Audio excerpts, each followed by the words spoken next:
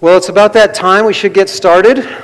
I want to thank you all so much for coming here. It occurred to me last time, this is the dinner hour, but people are still showing up for this. It's incredible.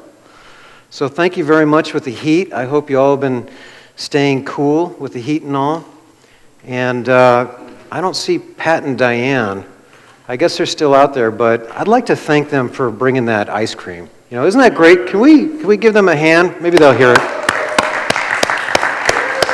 And Steve, what you're doing, I appreciate it. I don't know if there's anyone in childcare, but I'll have to catch them a little bit later and thank them for that. That ice cream has been very beneficial as bribery to get people in here. It's been very helpful. Well, yeah. If you're trying to butter me up, Tonight we're going to take a look at the historical reliability of the New Testament. And imagine, if you will, you're out having coffee with a friend of yours, or lunch, or something like that. A friend of yours is not a Christian, but says, I get it about Christianity, but what I don't understand is how much you need to rely on the New Testament. I mean, with Christianity, the New Testament is everything, isn't it? I mean, it talks about the accounts, the stories, and it's such an old document. Now, surely, when it was written, way back when, it was copied over and over and over again through the generations. How do you know there hasn't been a lot of mistakes made? And for that matter, how do you know that some priest or some monk didn't get in there and start making some mistakes in there on purpose? Or the church at some point? It's been so long. Your friend says, besides, I think we have pretty good evidence that a lot of the New Testament is myth and legend. Why? Because there's all kinds of miracles in there, right? And whenever you read a miracle, that's got to be mythological. So, how do you know what to take literally, and how do you know what to take figuratively? And I think they're pretty good questions, don't you? So we're going to take a look at this. Tonight, we're going to look at two different things. First of all, we're going to look at whether or not, hey Steve, could we get the TV in the back turned on by chance? Sorry. Thank you, that helps me a lot. You guys thought I had all this memorized, huh? Nah, forget it. I cheat. We're going to take a look at two questions. Can we be confident that our New Testament today is an accurate copy of the original documents? Number two, we're going to ask if we can be confident if those original documents told the truth. Can we know that? And so let's take a look at the first question right off the bat.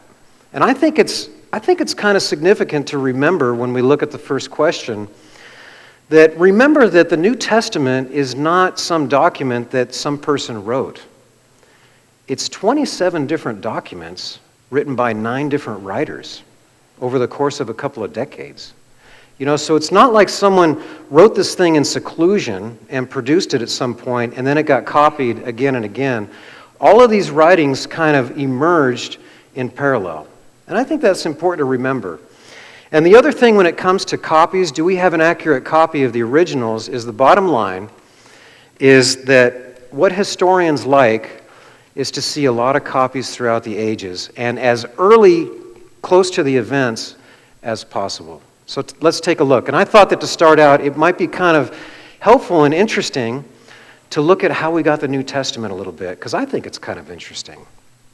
All right, how did we get the New Testament?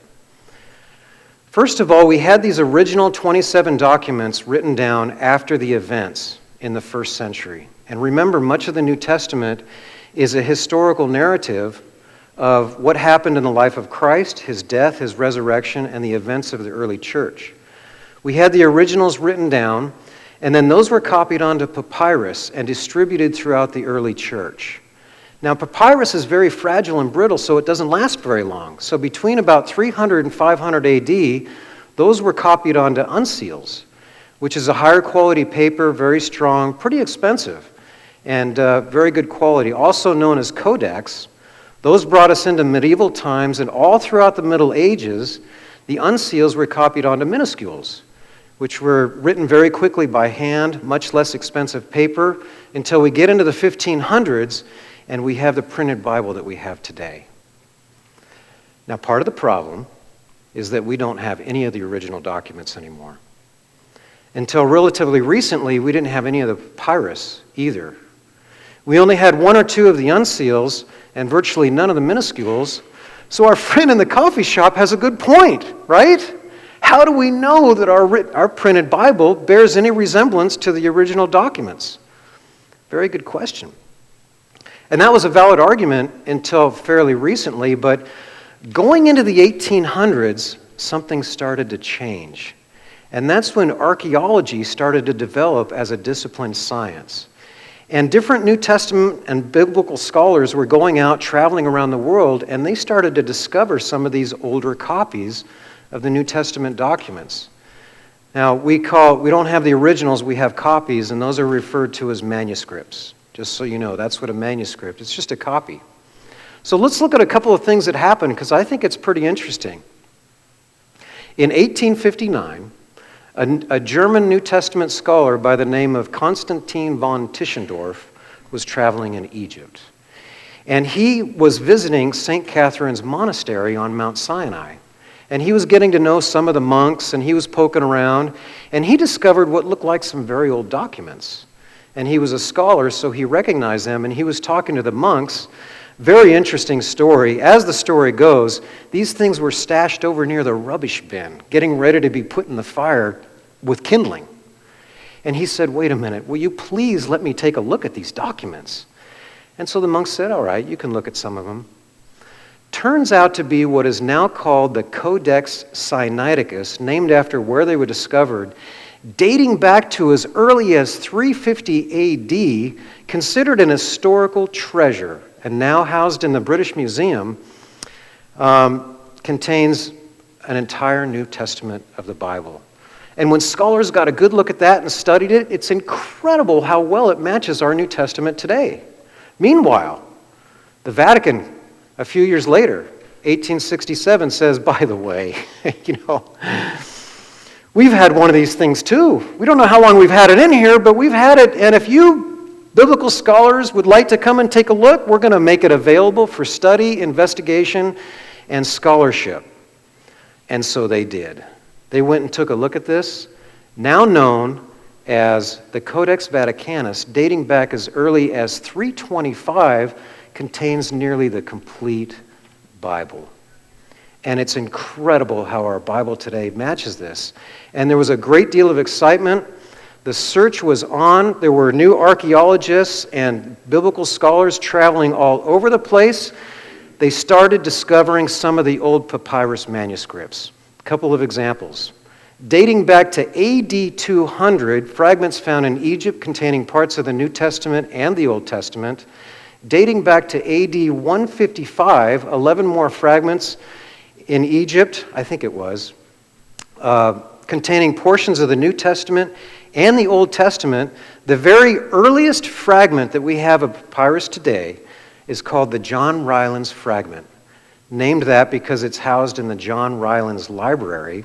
It dates back to around AD 130, maybe earlier, and it contains portions of the Gospel of John. Only a couple of decades after the original was probably written. It's incredible what's being found. This is printed on both sides, and it's about the size of a credit card. Okay. Now we've found well over 100 papyrus manuscripts. We've found over 300 of the unseals, thousands of the minuscules. Do any of you remember Paperboys by chance? Did any of you have a subscription to a newspaper where a boy came riding by on a bicycle and delivered the paper? We don't see him anymore, do we? I think I was 12 years old when I got my paper out, and I still remember my daily routine. It was over in Sunnyvale where I lived and grew up, and it was the Palo Alto Times, later known as the Peninsula Times-Tribune. And I can still remember at that time, it would have been 1978, I think. A monthly subscription was $3.50. Not bad, huh? And I delivered the paper 6 days a week, not on Sunday. And I can remember I would come home from school, I remember my routine, and I would make some small snack, like a double bacon sandwich and a big chocolate milkshake in the kitchen. And I would go out to the curb where my newspapers had been delivered, and I would grab the bundle, and I would pick it up onto the lawn, and I would unclip it, and I would start to fold them up. I had my rubber bands. And I would fold them in threes, under the arm, rubber band, toss it on a pile. Fold it up, rubber band, toss it on a pile. And then when they were all folded, I would stack them neatly in stacks, and then I would get my canvas bags, you see, and I would put them in my canvas bags and prop them up, and I would grab those shoulder straps and I would hoist them up like this. I'd put them on, and then I would clip it in the front, just like that. Now, if you promise not to laugh, I'll show you the picture, okay? There we go. There I am. See, they made me put on a nice shirt for the picture at the time. But it was kind of fun. I'd go out on my paper route. And I can remember there was a part of my route where I'd cut through an orchard, and in the summertime I'd pick off some cherries and eat them, you know, kind of like grabbing the ring on the carousel and throwing it, you know, the merry-go-round. And you had the forearm, something like this. You would chuck that thing, or you had the backhand, you know, depending on how it went. Now, we get the Mercury News these days, and I go out and to get it, and it's sitting on the sidewalk. What kind of customer service is that? You know, I mean, a paper boy's got to have some pride, right? So you would get this thing as close to the house as you can, and when you did, sometimes you'd get a little collateral damage. You know? You'd skip that thing up the driveway, and it might tear a piece. You know, it might tear a little bit off of that copy of the paper. Or, now if it had been raining, we'd have it wrapped in plastic like you see today, but maybe it was wet out. Do you think if it's only wet, we're going to wrap them up in plastic? Nah, it's too much work, you know. So we avoid the mud, the puddles, but if it lands in a puddle, newspaper doesn't mix well with water, huh? So you might have a whole part of it that's kind of waterlogged and mashy, you know, how that is. Sometimes you chuck it, and it disappears without a trace in a big bush, you know. Now, am I going to ride on when that happens? No, I would go find it, you know. Or it catches the wind and goes on the roof, and I would stop and ask if I can climb up on their roof and go get it. Some people would like to get it on the porch for a little extra money, and that was pretty common. And I can remember this one house. It was a backhand shot like this, see? And you could ride up the driveway and plop it on the porch if you want, but who's going to do that if you can make a straight shot from the street, right? And I can remember, all I had to do was get it across the lawn, across the muddy flower bed, up on the porch, and I'm good. But you can't arc it up too high or else it's going to land on the roof or you might hit the kitchen window that's there. So you got to make a straight shot like a laser. And you'd fire it just like that, and whew, across the lawn, across the muddy flower bed, onto the porch, and wham, it would hit the side of that house so loud. You know, it must have scared the willies out of anybody who's inside there, but, you know, nobody ever complained to me. Everyone was nice. Now, sometimes I would be too short, it would hit the front of the step and land in the muddy flower bed. And then I got a bunch of mud on the newspaper, huh? Okay, now suppose a bunch of my newspaper boy friends and I are getting together. I usually had about 80 different customers at a time. It's a pretty good job, made about $90 a month. And we had all these damaged copies of the paper with us. We don't have the original, do we? That's somewhere at the newspaper office. Don't even know what it looks like. But we've got various newspapers of different kinds of damage. Some of them are missing. Maybe we don't have 80, but we got 60. Maybe on one of them, the whole front page is waterlogged and gone. Or on another one, the sports section is damaged. You know, there's mud on another one. Well, if we laid them all out, it wouldn't be very hard for us to get different sections from different papers and build an accurate paper with pretty good confidence, huh? We could do that. And furthermore, what's interesting is that if somebody gave us a copy that was not right, it was fraudulent, we'd know it. It wouldn't match any of the others, would it? What's this story about? This is crazy. Get rid of this. And so that's how historical scholars piece together the various copies we find throughout the ages and put together what the original must have looked like. And what they like is a lot of copies throughout the centuries as early as possible. If we get as close to the original as we can, we have more confidence that way. Let's take a look at how the New Testament documents compare to other documents like that of the period. Now, all of these documents, it's very typical. We don't have the originals of any of these. This is very typical of documents of this period. And if we take a look, say, for example, Pliny's Natural History, we have a time gap there between the original and the first available copy of about 750 years. And the number of copies that have been found and available for scholars to compare, 7 copies. Not too bad, right?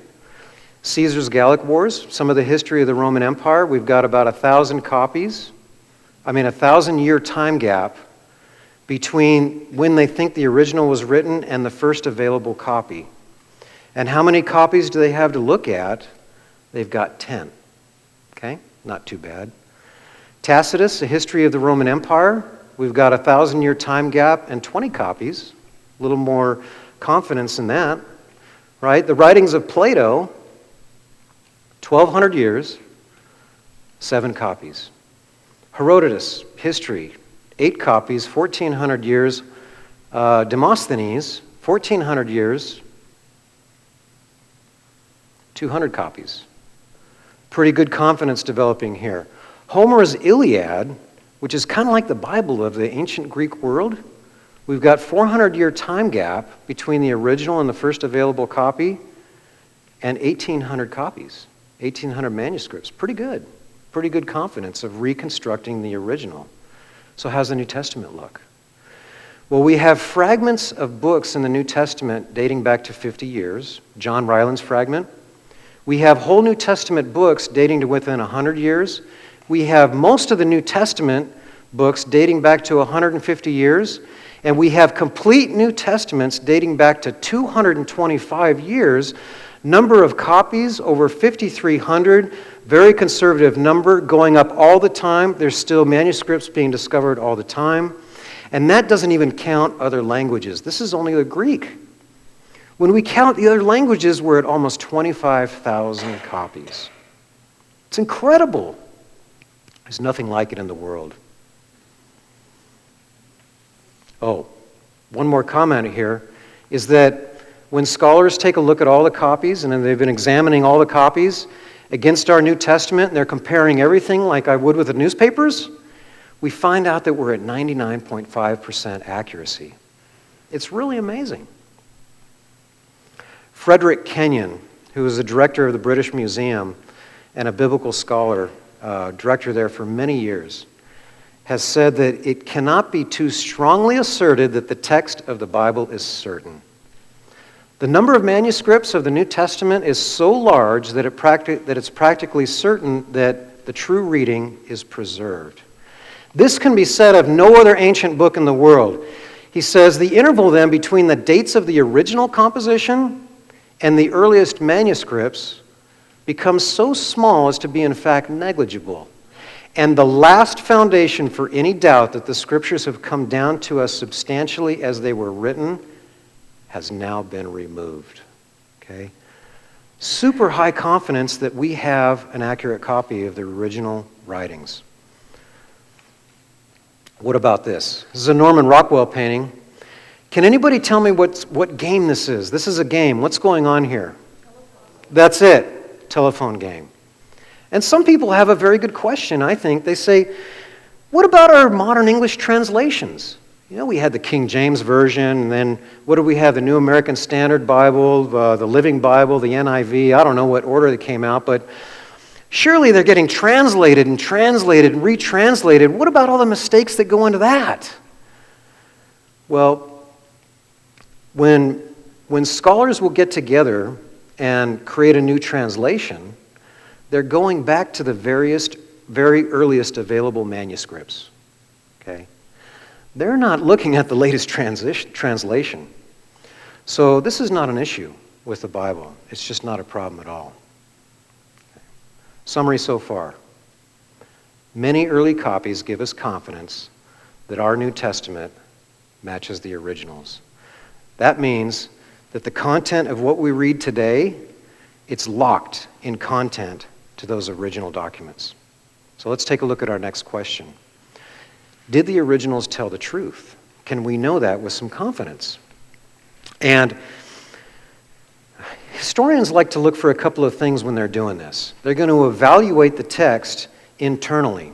Since we know that what we're reading is high confidence what was written down, we can examine the text internally to criticize it that way. And what historians like to see, they like to see early writings. Okay, was this put down in print? Was this put down in stone right after the events, as soon after the events as possible? Because that would tell us that it was too early to become legend, for example. They like to see eyewitness testimony. Are these written by people who are claiming to be eyewitnesses? And are they accurate? Do we have reason to believe that we're dealing with accuracy here in what they wrote? And are the writers, do they seem to be honest? Do they have every intention of telling the truth? These are all things that historians look at for confidence. We're going to find that we have the writers challenging their audiences to check their story. And then finally, we're going to look at supporting evidence that's outside the Bible. Historians like to see that. Is there anything outside the writings that tends to corroborate the stories? So let's take a look at each one of these and see what we got in the way of supporting information. Early writings. Let's take a look at some of the books in the New Testament. Now, let's look at Acts. Luke was the author of both the Gospel of Luke and Acts, and he is very meticulous. There's been a lot of study with him, and he tells a lot of detail in Acts. But one of the things that's missing is any mention of the death of James or Paul in Acts. And scholars find that very curious because he mentions the death of Stephen.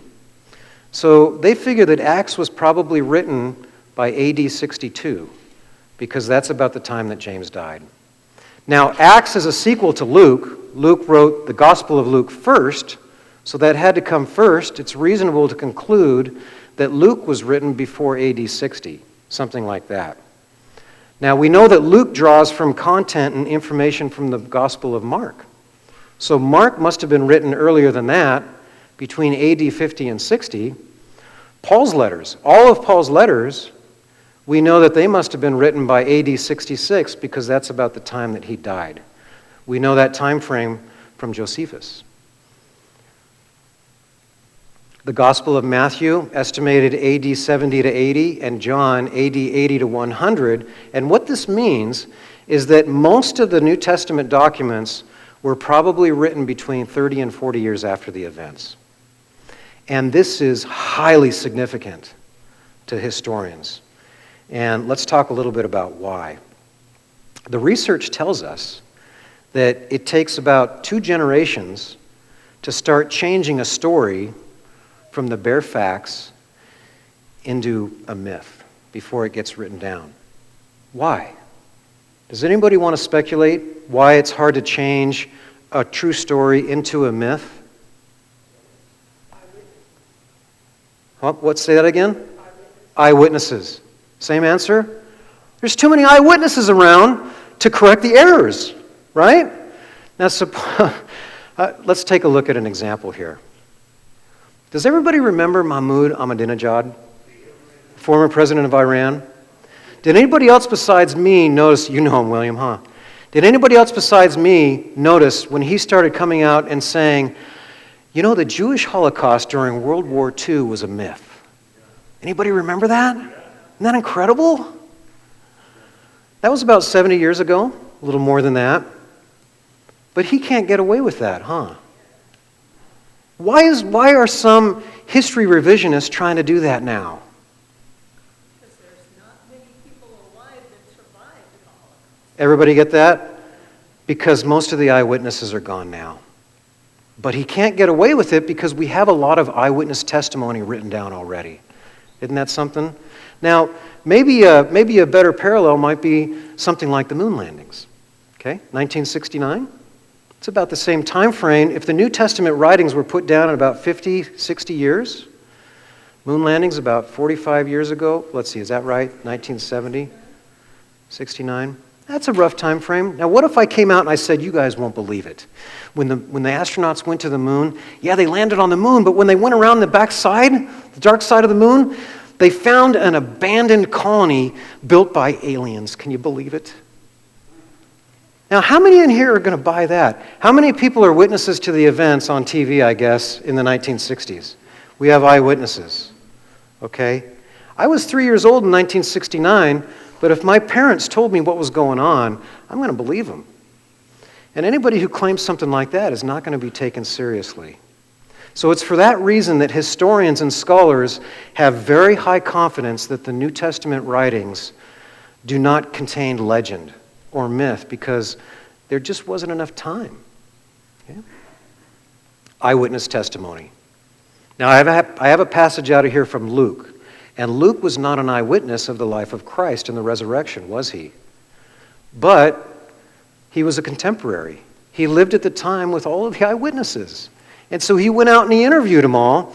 He writes, many people have set out to write accounts about the events that have been fulfilled. They used the eyewitness reports being circulated everywhere by the early disciples. And Luke says, having carefully investigated everything from the beginning, I also have decided to write an accurate account for you, most honorable Theophilus, so that you can be certain of the truth. Luke is, he went out and interviewed eyewitnesses. We don't have a first-hand eyewitness in him of the resurrection. He's interviewing them, and he's telling everybody, he's saying, look, I'm going to tell you the truth. He's very concerned about being honest and telling the truth, isn't he? We see it from Peter. We were not making up clever stories. We saw with our own eyes. From John, we proclaim to you what we ourselves have actually seen. We've seen it. We're telling you the truth. We're being honest. Claims of honesty. Demonstrated accuracy of Luke. Scholars have gone in and looked at the Gospel of Luke and the book of Acts. It's incredible what Luke does in there. Do you know about this? He is taking an historical account and he is anchoring it in time with real names, real places, real events, ship voyages, harbors, and all the rest. Look, if we're going to make up a story, the first thing we're going to say is, in a land far, far, what? Away. A long time ago. But that's not what Luke does. Look at this. It was now the 15th year of the reign of Tiberius, the Roman emperor. Pontius Pilate was governor over Judea. Herod Antipas was ruler over Galilee. His brother Philip, and on and on and on and on. Luke names 32 countries, 54 cities, and 9 islands without an error, all archaeologically verified by scholars who are serious about studying this stuff to see if they can find a mistake. The New Testament writers in total, they name 30 real people that have been historically verified, such as Tiberius Caesar, Pilate, Herod the Great, Herod Antipas, Caesar Augustus, Caiaphas, Agrippa I and II, and more and more and more. Now, this is significant. Because if they're writing to audiences naming these names, these are people who were in power and notoriety. These writers are going to completely blow their credibility by implicating these famous people in a lie, aren't they? So if they're making something up, why wouldn't they leave the names out? Scholars would take this as high confidence that probably what they're doing is telling the truth. One more thing about their demonstration of honesty. Oh, I'm ahead of myself. William Ramsay, considered probably one of the greatest archaeologists who ever lived. He was very skeptical about Luke. But then he started studying Luke, and he has this to say. He says, Luke is an historian of the first rank. Not merely are his statements of fact trustworthy, this author should be placed along with the very greatest of historians. Luke's history is unsurpassed in respect of its trustworthiness. And that's something coming from someone like Ramsay. The apostles, what were they preaching? This was their claim. This Jesus, he died, but he rose again. He was resurrected by God. We saw him with our own eyes. We interacted with him. We talked with him. We ate with him. You people need to believe. This is the truth. They're trying to be honest. This is their claim. They kept that claim for the rest of their lives. What happened? Church tradition. Peter crucified upside down. Andrew crucified. Philip crucified in Hierapolis. Bartholomew flayed with knives in Armenia. James, killed by the sword. Matthew, killed by the sword in Ethiopia. Matthias, stoned to death. Thomas, speared to death in India. John died after exile on Patmos. Luke, hanged. James, stoned to death. Mark, dragged by horse. Jude, killed by arrows. Paul, beheaded by Nero in Rome. Considered powerful evidence. There's no account in history saying that any of them denied their claims before they died. None. It's incredible. Why would they die for a lie instead of just giving up? All of them. Some would say, look, Muslim martyrs die all the time. What's the difference? It's a big difference. Because think about the claims of these men. They were claiming, we saw him. That's what we're saying. So if they knew that it was a lie, well, if it was a lie, they would know it. If it wasn't true, then it would make their claims wrong. And so they would know it. Okay? So in this case, they would know that they were dying for a lie. There are challenges to the audience. This is really something. Look what Paul says. He writes a letter to the church in Corinth, the Corinthians, and this is what he says. This is the message. He was buried. He was raised from the dead on the third day, just as the Scriptures said. He was seen by Peter and then by the 12. After that, he was seen by more than 500 of his followers at one time, most of whom are still alive. You know what Paul's doing there? He's saying, go ask them. Don't take my word for it. Check it out. They're all still alive. And this was put in writing, an early writing. All of the eyewitnesses are still there. I like this one. Paul is engaged with Festus. Okay, this is opposition. And Festus says, Paul, you're insane. Too much study has made you crazy. But Paul replied, I'm not insane. He says, what I'm saying is the sober truth. And King Agrippa knows about these things. I speak boldly. I'm sure these events are all familiar to him, for they were not done in a corner. It was all done in the open in Jerusalem. Many people saw it, talked about it. King Agrippa knows about this. Now, here's what's special about this. Paul he better be pretty careful talking to the opposition like this. Because if this is not true, King Agrippa is going to shove it right back at him, isn't he? So powerful evidence that he must be talking about the truth. He's naming names here. Supporting evidence outside the Bible. Anybody would like this, right? Historians like to see this. Did you know that we have 10 non-Christian writers that mention Jesus in their own writings? Some of them are not very friendly to Christianity. Who are they? We've got Josephus, a Jewish historian. We've got Tacitus, a Roman historian. Pliny the Younger, a Roman politician, and on and on and on. Now, we need to be a little bit careful because some of these writings go to as long as 150 years after the life of Christ, and that's when we can start seeing some of the real events start to change a little bit in a myth. But if we take that and we look at what we see them writing about Christ, what can we get? Well, they say that Jesus lived during the time of Tiberius Caesar. He lived a virtuous life. He was a wonder worker. He had a brother named James. He was acclaimed to be the Messiah. He was crucified under Pontius Pilate.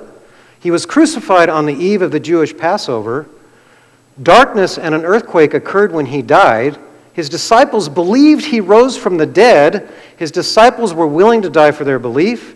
Christianity spread rapidly as far as Rome.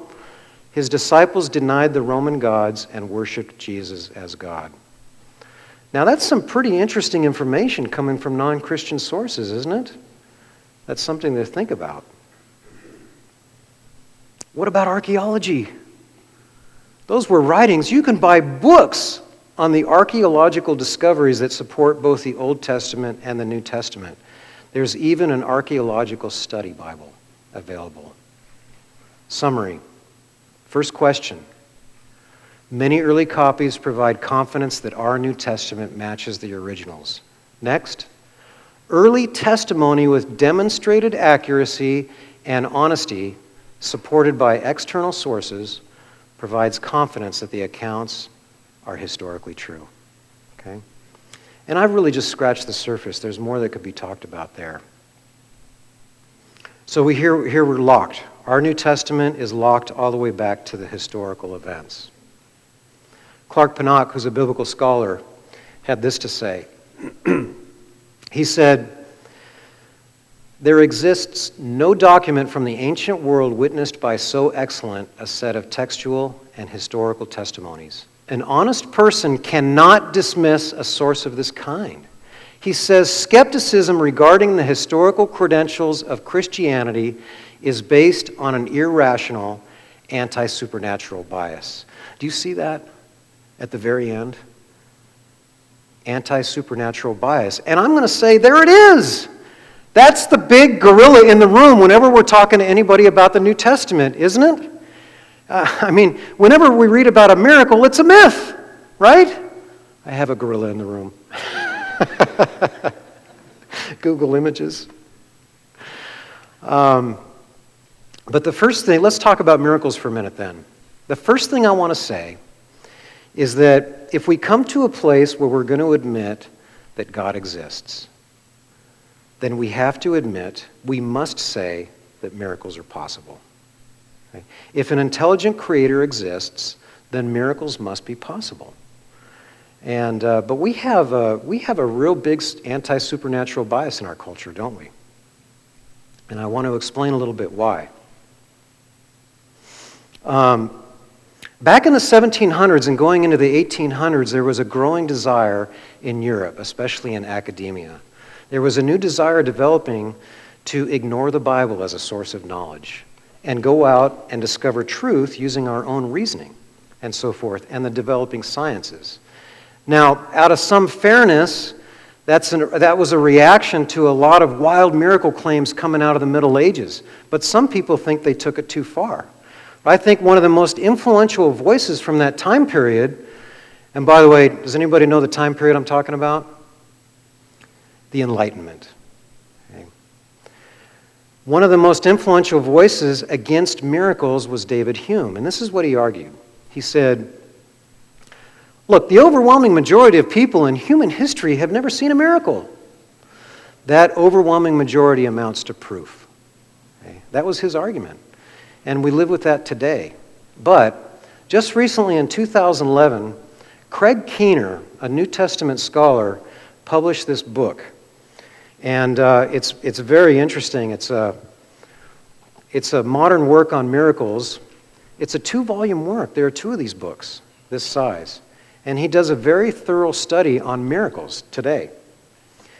And what he essentially says is, look, if David Hume thought that nobody's witnessed a miracle, David Hume is wrong. He says, hundreds of millions of people alive today claim that they have witnessed or experienced miraculous healings. That's the data. He goes on to say, look, the assumption that superhuman activity is impossible is an interpretive grid, not demonstrated fact. I love that. Look, we're going to presuppose that supernatural activity is impossible. That's our grid. Anything comes in here, we're filtering it out because we don't believe that happens. It's naturalism. Do you remember? Keener goes on to say, supernatural explanations should be welcome on the scholarly table along with other explanations. Look, you don't have to believe everyone that comes along, but let's look at it case by case and put the explanation on the table and let's evaluate it. Let's not throw it away before it comes. Let me ask, I want to ask in here. I'm going to go out on a limb a little bit and ask for a showing of hands. Is there anybody in here who honestly believes that you have personally experienced or witnessed a healing miracle? Anybody in here? 1, 2, 3, 4, 5, 6, 7, 8, 9, 10, 11, 12. I knew we'd have a couple, but that's quite a few. Okay? And that should tell us something. We have a miracle story in my family. And I just take a few minutes. I just want to share it with you for the heck of it. It's my mom. She experienced a healing miracle. And I'm just going to read this. It's a short story. Just take a couple of minutes. but I thought that you might get something out of this. So here's my mom's story. For 26 years, I've had a brain tumor growing in an area called the right cavernous sinus, where it wraps around the nerves to my right eye, causing double vision. It is inoperable, but the doctor did a craniotomy to obtain a biopsy to make sure the tumor was benign, and it is. After the surgery, though, my right eye was damaged even more. It was pointed in a fixed position to the far right.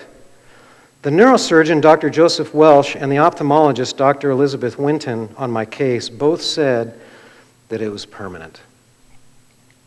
But I could have surgery in the future to try to shorten the muscle on one side and lengthen the one on the other in an attempt to straighten it out. Well, 3 months after the surgery and wearing an eye patch, I traveled to Washington State to visit my son and his wife while they moved to a new house.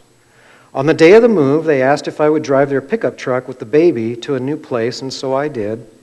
It was fully loaded in the back. One side mirror was blocked by the baby's rear-facing car seat, and the other mirror was missing.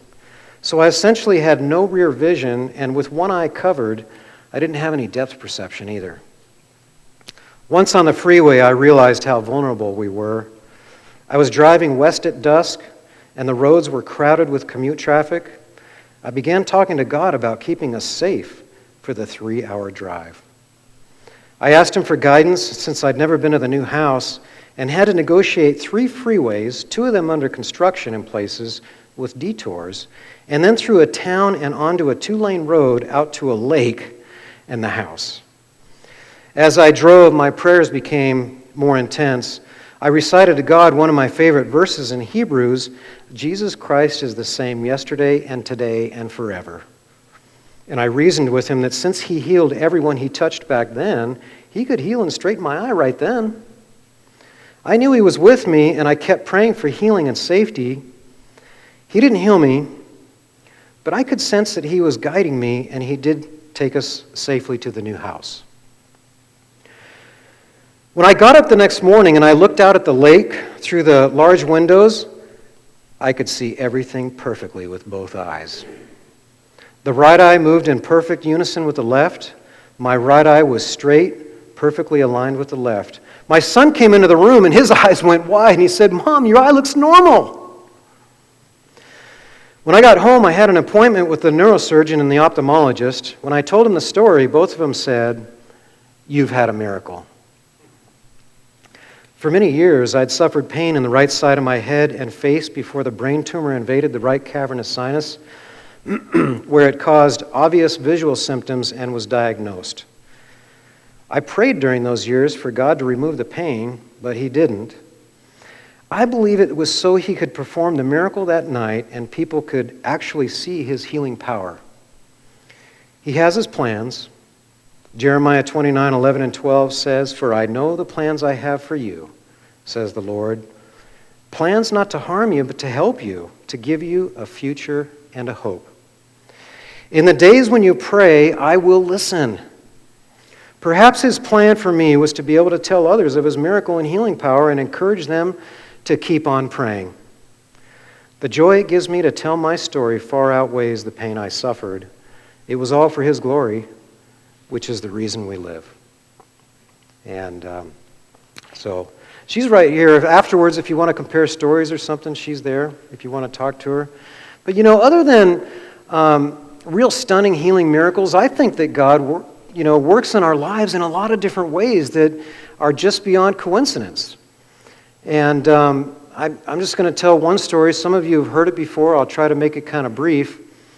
But when I was 30 years old, I volunteered for a layoff at work, and I took the money they gave me, and I went traveling around the world for about 8 months. I grabbed a backpack, and I filled it up, and I left. And about halfway around the world, when I left, I looked something like this. That's me, okay? Backpack and all. Now, that was a little ways after I left. That was taken in New Zealand at a train station. All right, but about halfway, I was in Nepal, and I was in Nepal for a month, and I decided to go on a Himalayan trek in Nepal. Now, You know, once you've gone through Australia and up through Indonesia and Malaysia and Thailand, all overland, and by the time I got to Nepal and India, I looked a little bit different. Here's a picture of me by the time I got there. So, you know, changes happen, you know, right? Just kidding. But I chose the Annapurna Circuit Trek. It's about 150 miles, takes about 2 weeks. And what you do is you hike along through the mountains and go village to village. And when you get to a village, you find a place to stay, something to eat, and so forth. And it's really neat. You're with the same people, the same kind of people doing the same thing day after day. It's a small world. You meet each other. And some people will hire a porter, you know, a Nepali man who will carry their gear. Pretty good deal, you know. They don't have to carry very much, and it's a lot of fun that way. Some of the scenery on the Annapurna Circuit Trek looked like this. It was just incredible. Well, halfway through the trek, we stayed in one place, and the next day we knew that what we had to do was ascend up to a high mountain pass. We were to go up 3,000 feet to an elevation of almost 18,000 feet and descend the other side 6,000 feet to the next village. And it was going to be a long day. The next morning, we all got up very early. There was about 20 of us, I remember. And the scenery looked more like this. And this is it because I took this picture. You can see a couple of people in the snow on the trail at the bottom. And that'll give you an idea of the distance where the pass was. And so we started up single file along the trail in the snow. And the others, they got ahead of me and I lagged behind. I didn't want to get altitude sickness, so I wanted to take my time. But they went on and they were gone. But these two Australians stayed behind with me. And what's interesting is that I had never seen them before, which is a little bit odd, but that's okay. And so the three of us kind of stuck together and we got up to the top, to the pass together. Now, incredibly up at the top, there's this stone hut. And you can go in the stone hut, and there's a Nepali guy in there who will give you a cup of tea if you want to rest for a while. And so we went inside there, and the Australians were having a great time. And they sat down. They wanted to have tea and more tea. But I had developed a little bit of a headache from the altitude. And I didn't want any tea. You know, I just wanted to get down off the mountain. I had a long ways to go, descend 6,000 feet. So the Australian said, fine, we're going to stay here for a while. We want to stick around. You go ahead, and we'll catch up with you. So I stepped outside the door to the little hut and shut the door, and I couldn't believe it, but it was snowing. A lot. And the clouds had descended. Visibility was about 25 feet, and I looked down across the top of the pass, and the trail in the snow is starting to get covered by fresh snow. And I thought to myself, what am I going to do now? I got a long ways to go. What if I'm 2 hours into it on the other side and the trail vanishes right before my eyes under fresh snow? And I'm wondering what I'm going to do when suddenly this porter shows up out of nowhere. I'd never seen him before in my life. And he's right there. It's snowing. We're in the clouds. The Australians had a porter carrying their gear. And he looked at me. We must have known what each other were thinking. And he took off. He didn't want to stick around either. He started hauling across the top of that pass, and I had a decision to make. I figured, you know what? If anybody knows their way off this mountain, that guy does. And I'm going. So I got behind him, and before he disappeared, and for hours and hours, we trudged down the backside of the mountain. We went through hip-deep snow. We slid down areas. In some places on the side, there were deep ravines. There were canyons over here. The trail disappeared. He kept on going. I was right on him. Eventually, about 5 hours of doing this, descending, we dropped down below the clouds. The snowfall turns to sleet and slush and rain, and there's the snow line on the mountain. And there we are, and there's the trail emerging from the snow and the dirt right there. I couldn't believe it. Well, he sits down, and he's going to rest for a while. And I walk up to him, and we couldn't speak each other's languages, but I knew enough to be able to say thank you. I said namaste in Nepali. And he smiled. And it looked like he wanted to stay there for a while, so I kept on going. I went down the trail, I got to the next village, got a place to stay, got something to eat, met some friends that I had seen along the trek, and I kept an eye open. And you know what the funny thing is? I never saw that porter again. And for that matter, I never saw the 2 Australians again either. Now, I'm not saying that's some kind of a miracle. All right, the porter could have slipped into town and I might have missed him. The Australians probably, they decided to head back down the way we came with the Nepali that was in the hut to try it again the next day. But I never saw the porter later on. Small world, I never saw the Australians. Now, look, I'm not saying that we ought to base our Christian faith on these kinds of feelings. No, Christianity is not a blind faith. Christianity is a trust when we see that the evidence that we have available provides enough confidence that we know that the story is true. I'm just saying that miracles are possible. That's all I'm saying. You know, I wasn't able to get a picture of that porter because my camera was packed up, the weather was bad. But I looked on the internet and I tried to find a picture of a Nepali porter that might have looked like him, and you wouldn't believe it. I found one that looks just like him, according to my memories. You want to see what he would have looked like? He would have looked like this.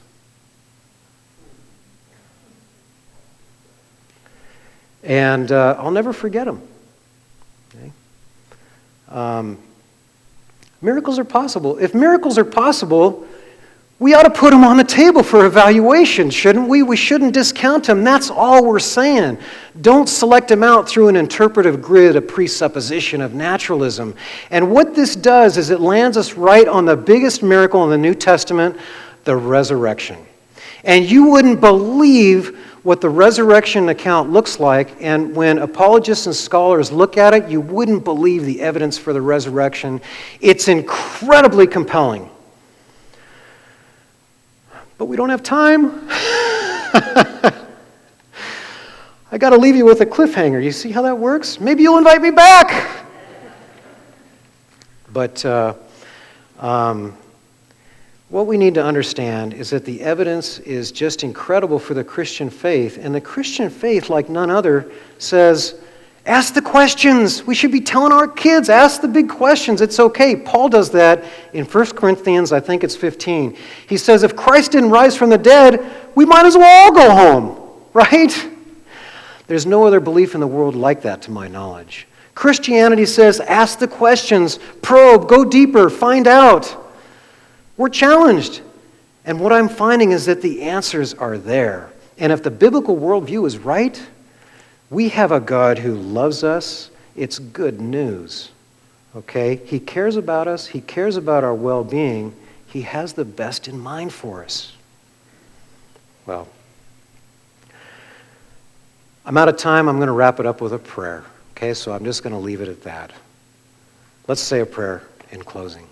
Heavenly Father, I thank you so much for this opportunity to talk about these things and look at these truths that we find in the Bible. And thank you so much that we can have confidence that your word really is accurate to the events that happened.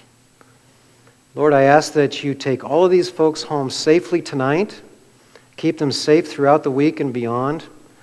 I thank you for all these things, Lord, in Jesus' name. Amen. God bless you. Good night.